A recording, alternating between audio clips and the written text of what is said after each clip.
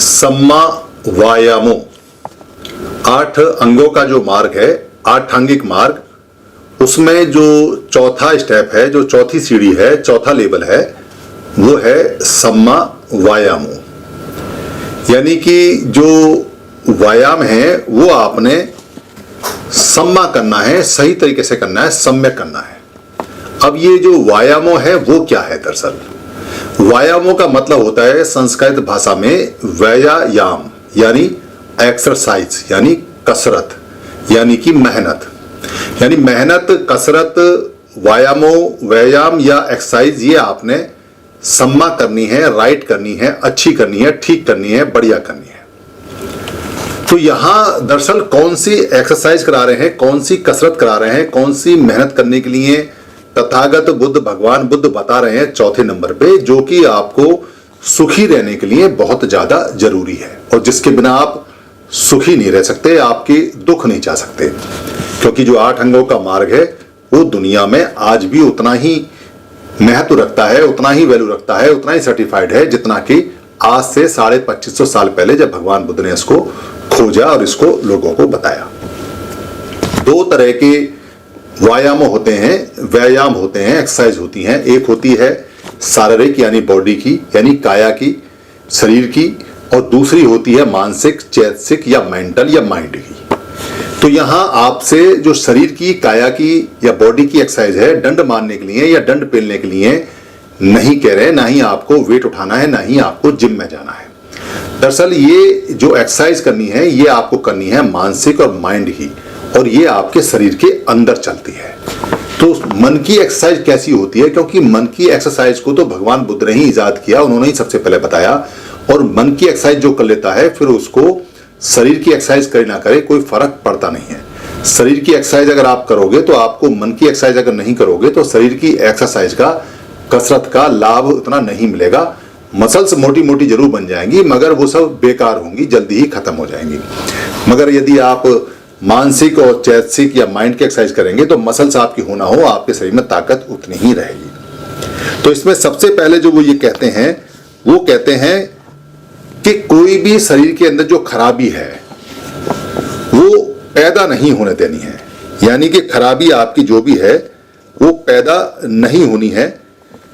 अकुशल कम, यानी जो अकुशल है या जो बुरा काम है या जो बैड थिंग है या जो बैड चीजें हैं आपके मन के अंदर, वो उत्पन्न ही नहीं होने देनी है, जनरेट ही नहीं होने देनी है, पैदा ही नहीं होने देनी है, बनने ही नहीं देनी है। यानी बनने से पहले ही वो खत्म कर देनी है। तो आपने जब पैदा ही नहीं होने देंगे तो बुराइयां आनी आपकी बंद हो जाएंगी, और जब बुराइयां आनी आपकी बंद हो जाएंगी तो आपके पाप कर्म होने बंद हो जाएंगे। कैसे हो जाएंगे? शराब पीने का मन किया, मन में ही मत आने दो कि शराब पीना है तो शराब पियोगे नहीं। चोरी करने का मन किया तो मन में ही मत आने दो कि चोरी नहीं करनी है, तो थोड़ा सा इसको ध्यान रखो। तो इसको बोलते हैं संयत रहना या संवत रहना या संयम में रहना, या एक तरह से पूरी जो पेशेंस है उसके साथ में रहना, या इसको कह सकते हैं सब्र के साथ रहना। पाली के अंदर जो ये शब्द है वो है, असल शब्द जो है वो है संवर या संवुत। संवर या संवुत को संयत बोलते हैं, और एक शब्द आता है जो संवर से बनता है बाद में संयत।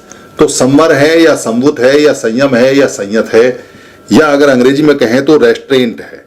तो रेस्ट्रेंट हो, तो ये सारे के सारे जितने भी शब्द हैं इसका मतलब है कि आपने हर समय बिल्कुल कंट्रोल में रहना है, संयत में रहना है।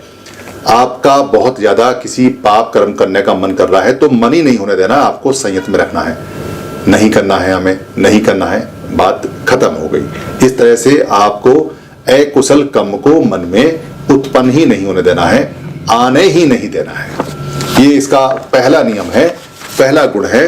दूसरा है कि जो आ चुके हैं उनका क्या करेंगे। यानी कि जो आपके शरीर में आ चुके हैं पाप कर्म, जो बुराइयां आ चुकी हैं, जो खराब चीजें आ चुकी हैं, उनका क्या करेंगे।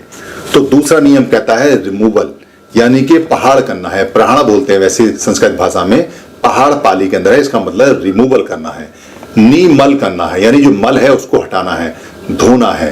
तो जितना पुराना पाप कर्म आ चुका है, जितनी गंदगी है, जो बैड थिंग है मन के अंदर है, उनको खत्म करना है, उनको तो ये एक्सरसाइज करनी है, ये व्यायाम करना है कि एक तो आपने बुराइयों को आने ही नहीं देना है, और जो बुराइयां पहले से हैं उनको धोना है, उनको हटाना है, उनको धीरे धीरे क्षय करना है, क्षय करना है, खत्म करना है उनको।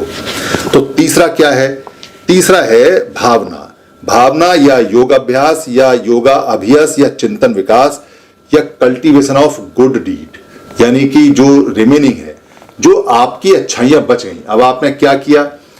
जो बुराइयां हैं वो आने नहीं दे रहे हैं, और जो अच्छाइयां हैं उनको आपने शरीर के अंदर आपने रोक लिया है, देख लिया है, और जितनी भी बुराइयां थी वो आपने हटा दी हैं। तो जो बची हैं वो अच्छी चीजें जो आपने रोकी हैं वो बची हुई हैं। अब आपके अच्छी पुण्य वाली चीजें बची हुई है, पाप वाली आपने रिमूव कर दी है और पाप को आना बंद कर दिया है।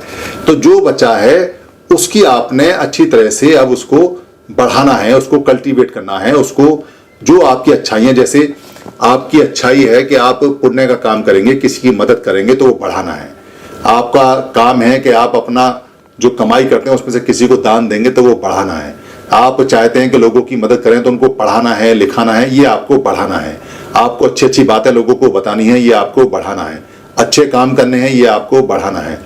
तो ये चीजें आपको बढ़ानी है। तो इसको बोलते हैं कल्टीवेशन ऑफ गुड डीड्स या भावना या योग अभ्यास। योग माने जोड़ना होता है, अभ्यास माने प्रैक्टिस, यानी अच्छी प्रैक्टिस को जोड़ना। और चौथा आता है अनुरक्षण, देखभाल, मेंटेनेंस या एडिशन, यानी कि आपने बुराइयों को आना का जो रास्ता था वो बंद कर दिया, कहता अब हम कोई बुराई नहीं आने देंगे, और जो बुराई थी आपने दूसरे स्टेप में वो निकाल दी, और जो अच्छाइयां बची थी वो आपने ग्रो करी, पैदा की, उनको बढ़ाना शुरू किया। तो अब चौथा स्टेप क्या है? चौथा एक्सरसाइज है, चौथी जो कसरत है वो ये है कि जो अच्छी चीज आपके मन में नहीं है, जैसे क्या अच्छी चीज नहीं है? आप जैसे जोर जोर से कड़वा बोलते हैं, तो आपने कड़वा बोलना बंद कर दिया, तो मीठा बोलना नहीं है आपके खाते में, तो मीठा बोलना शुरू कर दीजिए। किसी को रेस्पेक्ट से नहीं बोलते हैं, तो रेस्पेक्ट से बोलना शुरू कर दीजिए। किसी का खाना ज्यादा खा जाते हैं आप किसी के हिस्से का, तो खाना कम खा के उसको ज्यादा हिस्सा देना शुरू कर दीजिए। किसी की मदद करना शुरू कर दीजिए अगर नहीं करते हैं। तो जो गुड डीड्स हैं, जो अच्छी चीज हैं, जो आपके माइंड में नहीं है, जो आपके बही खाते में नहीं है, उनको बढ़ाना है, उनको पैदा करना है, उनको अच्छी तरह से ग्रो करना है। ये 4 काम की एक्सरसाइज आपने करनी है। पाप जो कर्म है वो सारे सारे बंद करने हैं, जो हैं वो खत्म करने हैं, जो अच्छे कर्म बचे हैं वो बड़े करने हैं, और जो अच्छे कर्म नहीं हैं वो आपने पैदा करने हैं, उनको कल्टीवेट करना है, उनकी खेती करनी है, उनको उपजाना है। ये है मन की एक्सरसाइज। इस तरह से आपने सम्मा व्यायामो या सम्यक व्यायाम या अच्छी तरह से जो एक्सरसाइज है वो आपने मन की करनी है। धन्यवाद। टीम 22 पर सभी वीडियो बुक कॉपीराइट फ्री है। आप अपने पोर्टल पर, अपने यूट्यूब पर, अपने फेसबुक पर या किसी भी जो भी ऐप है उस पर आप यहां से डाउनलोड कर टीम 22 से या फेसबुक से या मेरे पेज से कहीं से भी कोई भी वीडियो ले सकते हैं, उसको डाउनलोड कर सकते हैं। उसमें अपने नाम का कुछ भी ऐड कर सकते हैं या अपनी कमेंट्री कर सकते हैं। उस वीडियो का कोई भी पार्ट आप ले सकते हैं, उसका प्रिंट मटेरियल भी बना सकते हैं, उसको किसी भी भाषा में आप बदल सकते हैं, उसका ऑडियो चेंज कर सकते हैं, उसका वीडियो ले सकते हैं। आप जैसे भी चाहें टीम 22 की किसी भी वीडियो का या सारी वीडियो का इस्तेमाल कर सकते हैं। ये हमेशा कॉपीराइट फ्री थी और हमेशा कॉपीराइट फ्री रहेंगी। हमारा सिर्फ इतना काम होता है कि महापुरुषों की जो बातें हैं उन बातों को हम सरल भाषा में, आम भाषा में आप तक पहुंचा देते हैं। अब आगे आपका काम है कि आप अपनी भाषा में बदल के या ऐसा का ऐसा शेयर करके या इसको आगे भेजकर या इसका लिंक भेजकर या इसमें से कोई भाषा बदलकर या इसको प्रिंट कर या इसको लोड कर या डाउनलोड कर या इसको टीवी में बच्चों को दिखाकर या किसी को गिफ्ट कर जैसे भी चाहे वैसे इसको आगे पहुंचाएं। धम्म की सेवा सबसे बड़ी सेवा है, क्योंकि धम्म दान, धम्म को देना सभी देने में, यानी जितना भी हम किसी को देते हैं, दान देते हैं, उनमें सबसे बड़ा माना जाता है। अगर आपको लगता है किसी वीडियो में कोई परेशानी है तो आप हमें लिख के भेज दीजिए, हम दूसरा वीडियो बनाकर आपको भेज देंगे। आप धम्म की सेवा में सहायक बने, धम्म आपको खूब लाभ देगा, धम्म आपको लाभ देगा, आप धम्म को लाभ देंगे, ये दोनों इंटरचेंज है। यही धम्म की प्राकृतिक नियम है। धन्यवाद।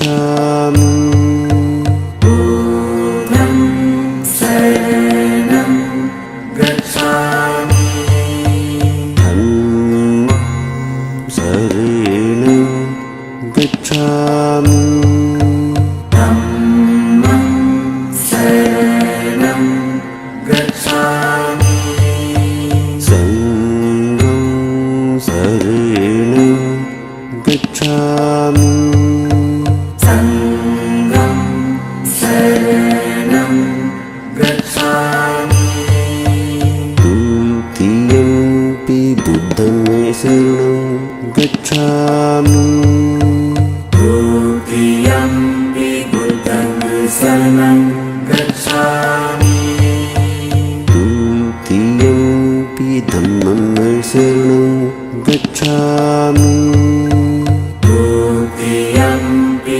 धम्मं शरणं गच्छामि द्वितीयंपि संघं शरणं गच्छामि द्वितीयंपि संघं शरणं गच्छामि तृतीयंपि बुद्धं शरणं गच्छामि तृतीयंपि बुद्धं शरणं गच्छामि तृतीयंपि धम्मं शरणं गच्छामि तृतीयंपि धम्मं शरणं गच्छामि तृतीयंपि संघं